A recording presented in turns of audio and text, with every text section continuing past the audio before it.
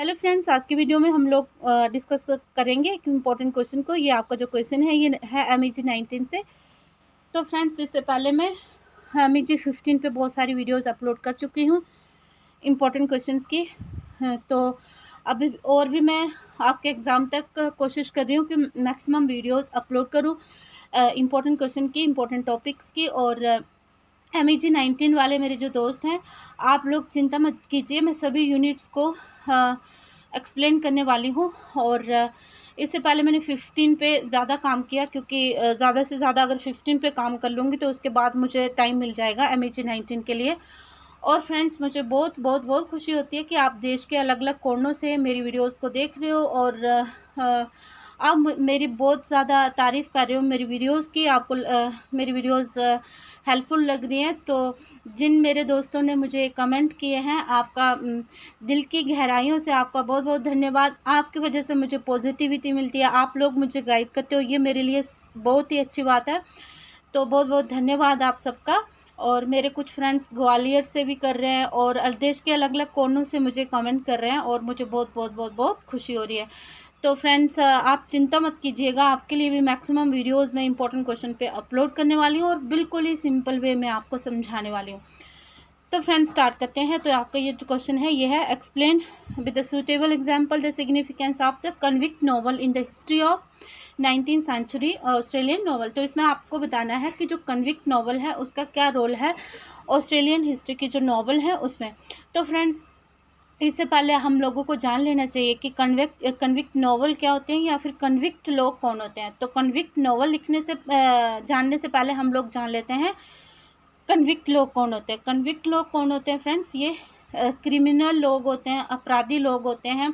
जैसे कि इन्होंने बहुत क्रिमिनल क्राइम करे होते हैं, किसी ने मर्डर करा है, किसी ने कुछ ऐसे रेपिस्ट लोग होते हैं, ऐसे मतलब बड़े बड़े क्राइम्स करके जिनको जेलों में रखा जाता है। तो ऐसे लोग जो होते हैं इनको कन्विक्ट या फिर क्रिमिनल लोग कहा जाता है। तो ये लोगों को जब ब्रिटेन की जेलें जो है वो ये लोगों से भर गई थी, तो फिर ब्रिटेन ने क्या करा, ऑस्ट्रेलिया को as a penal colony use किया। मतलब इन प्रिजनर्स को या फिर इन क्रिमिनल लोगों को उस ऑस्ट्रेलिया की लैंड पे लाया, वहाँ पे एज अ पनिशमेंट। और वहाँ पे इनको या तो रिहेबिलिटेट किया जाता था या फिर इनको वहाँ पे एज अ पनिशमेंट इनसे जो है वो लेबर वर्क जो करवाया जाता था और इनकी काफ़ी एक्सप्लॉयटेशन होती थी। तो इन्हीं लोगों में से कुछ जो लोग थे वो निकल कर आए, जिन्होंने कुछ वर्क्स लिखने स्टार्ट करे। और इसको कहा गया, जो इन लोगों के द्वारा लिखी गई जो नॉवल है इनको कहा गया कन्विक्ट नॉवल।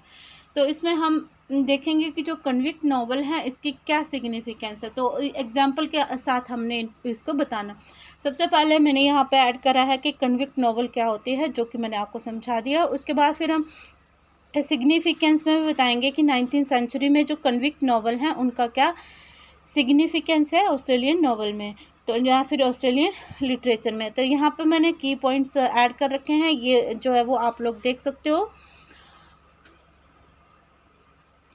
की पॉइंट में सबसे पहला आता है सोशल क्रिटिक। तो ये जो कन्विक्ट नॉवल हैं तो उस समय की जो हार्श जो उनके साथ ट्रीटमेंट की जाती थी इन क्रिमिनल लोगों के साथ, तो इसको उन्होंने इसमें अपनी जो वर्क्स हैं इनमें पोर्ट्रे किया। तो हमें पता चलता है इनकी नॉवेल्स पढ़ के कि इनके साथ जो है वो कितने बुरे तरीके से इनका व्यवहार किया जाता था इनके साथ। और ये जो नॉवेल्स हैं कन्विक्ट नॉवल, तो ये उन ब्रिटेन जो उन वाइट मैन है उनकी क्रुएलिटी को, उनकी ब्रूटैलिटी को दर्शाती हैं, जो कि उन्होंने इन कन्विक्ट लोगों के साथ की थी। उसके बाद एक्सप्लोरेशन ऑफ आइडेंटिटी। यहाँ पे हम जब इनकी नॉवेल्स को पढ़ते हैं, कन्विक्ट नॉवेल्स को पढ़ते हैं, तो यहाँ से हमें पता चलता है कि इनकी जो आइडेंटिटी, मतलब इनकी खुद की क्या पहचान है, इसके बीच में ये बहुत ज़्यादा कंफ्यूज हैं।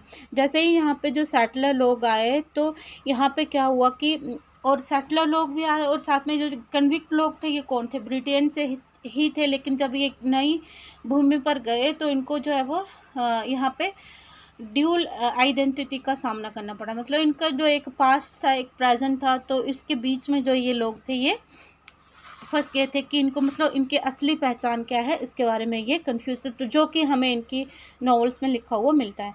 डॉक्यूमेंटेशन ऑफ हिस्ट्री, तो इसमें हमें पता चलता है कि जब हम कन्विक्ट नॉवल को पढ़ते हैं तो उनको हमें पता चलता है कि इनको कैसे ट्रांसपोर्ट करा गया था ब्रिटेन से कहाँ पे, ऑस्ट्रेलिया जो कि इनके लिए बहुत ही एक नई भूमि थी, और यहाँ पे जो स्ट्रेंज लैंड थी, इनको यहाँ पे हमें जैसे हम जब इनकी नॉवेल्स को पढ़ते हैं तो हमें पता चलता है कि वहाँ की ये लैंडस्केप के बारे में, वहाँ की जो फ्लोरा और फना को ये बहुत स्ट्रेंज बताते हैं सब। मतलब आप खुद ही सोच लो कि अगर हमें कहीं ऐसे स्ट्रेंज लैंड पे जाके छोड़ दिया जाए और एज अ पनिशमेंट, और वहाँ पे हमें काम भी करना है, लेबर वर्क भी करना है, तो हमारी जो मानसिक दशा क्या होगी, तो इसको हम लोग समझ सकते हैं। तो यहाँ पे हमें उनके बारे में पता चलता है कि किस तरह से उनको, इन कन्विक्ट लोगों को ट्रांसपोर्ट करा जाता था ऑस्ट्रेलिया में, और एज अ पनिशमेंट या फिर एज अ रिहेबिलिटेशन इनके साथ वहाँ पे ब्रूटैलिटी होती थी। और यहाँ पे हमें उसके जो भी जुडिशियल सिस्टम है उस समय का, जो ब्रिटेन का जो भी जुडिशियल सिस्टम था, और इन कन्विक्ट लोगों को जो सज़ा देने का जो सिस्टम था, उसके बारे में हमें पता चलता है। उसके बाद फिर आता है लिटरेरी इम्पैक्ट। तो साहित्य के ऊपर भी इनके इस नावल का जो है वो असर पड़ा। तो इससे जो है वो इस्टेब्लिशमेंट ऑफ नेशनल लिटरेचर, तो मतलब इसमें क्या हुआ कि लोगों के अंदर जो है वो देशभक्ति की भावना जागने लगी, और उन्होंने जो है वो नेशनल लिटरेचर लिखना स्टार्ट करा। लिटरेरी इनोवेशन, तो अब क्या होता था कि वहाँ पे ऑस्ट्रेलिया में जो क्या होते, जो भी ट्रेडिशनल वर्क्स लिखे जाते थे, जैसे स्टोरी टेलिंग वगैरह होता था, अब इसके बीच में जो और भी एलिमेंट्स डाले गए, जैसे गॉथिक लिटरेचर, मेलोड्रामा, और भी ऐसे बहुत सारी चीज़ें जो है वो इसके बीच में डाली गई। उसके बाद आपको एग्जाम्पल ऐड करना है, क्योंकि आपको क्वेश्चन में जो है वो एग्जाम्पल पूछी गई है, तो इसमें आपको एग्जाम्पल ऐड करना है। और इसमें मैंने जो एग्जाम्पल ऐड कर रखी है, ये है the father Tom of his natural life. तो अगर आपने कोई और कन्विक्ट नॉवल पढ़ रखी है तो आप उसको यहाँ पे मेंशन कर सकते हो। और ये जो नॉवल है, तो ये वहाँ के जो कन्विक्ट लोगों की जो ब्रूटल लाइफ है, मतलब उनके साथ जो इतनी ज़्यादा अमानवता जैसा व्यवहार हो रहा था, तो उसके बारे में ये बताती है। और जो भी उन्होंने चैलेंजेस फेस करे उस समाज में, तो उसके बारे में बताती है। तो इसका जो मेन प्रोटैगनिस्ट है, तो ये है रूफस डाविस। तो ये एक मेन प्रोटैगनिस्ट है। इसके ज़रिए जो है वहाँ की जो भी उन्होंने लोगों ने चैलेंजेस फेस करे, जो भी ब्रूटैलिटी का उनको सामना करना पड़ा, तो ये सब इस नावल में पोर्ट्रे किया गया है। तो फ्रेंड्स, आज की वीडियो में बस इतना ही था। तो नेक्स्ट मैं और भी वीडियोस डालने वाली हूँ, और आप लोग बने रहना मेरे चैनल के साथ, और ज़रूर से सब्सक्राइब कर देना। बहुत सारे बच्चे देख रहे हैं मेरी वीडियोस को, बट अभी सब्सक्राइब तो कम ही बच्चों ने करा हुआ है, तो आप लोग कर देना प्लीज़। तो नहीं बोलूँगी आपको, क्योंकि आपको करना ही पड़ेगा, मेरे चैनल को सब्सक्राइब करना पड़ेगा। तो फ्रेंड्स, आप लोग ना खूब से तैयारी कीजिए अपने एग्ज़ाम की, और अपना ध्यान रखिए। फिर मिलेंगे एक और वीडियो में। Thank you very much, bye bye.